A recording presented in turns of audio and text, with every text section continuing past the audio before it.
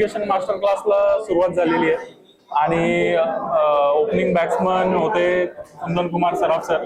Sir, तुमचा experience कसा होता? यातून जे आपले ज्या लोकांनी अटेंड केलंय तर त्यांना काय फायदा होणार आहे?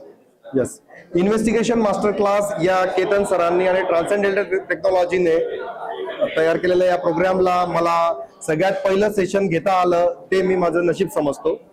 आणि इथे जवळपास 150 पेक्षा जास्त म्हणजे जवळपास 200 पोलीस ऑफिसर्स यांनी हे सेशन अटेंड केलं आणि ते त्या सेशन मध्ये प्रचंड इंटरेस्टेड होते.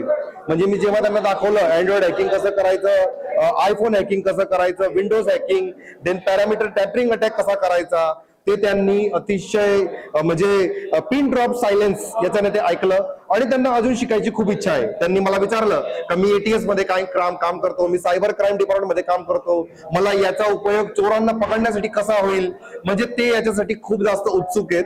आणि इथे सेशन घेतल्यावर मला कळलं की त्यांना स्कॅरसिटी ऑफ नॉलेज आहे, म्हणजे ते त्यांच्या फील्डमध्ये खूप हुशार आहेत, प्रचंड त्यांना त्याचं बाकीचं नॉलेज आहे, गुन्हेगारांना कसं पकडायचं, पण सायबर क्रिमिनलला कसं पकडायचं याचं नॉलेज त्यांना अजून पूर्णपणे 100% भेटलेलं नाहीये.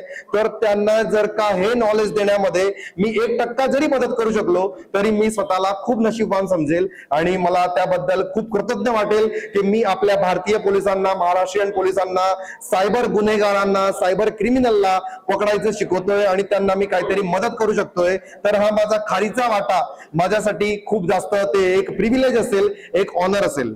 तर या प्रोग्रामला आणि या केतन सरांना मी मनापासून आभार करतो. Thank you very much.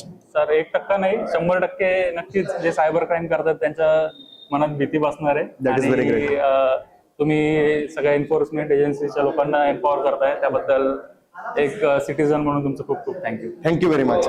यस.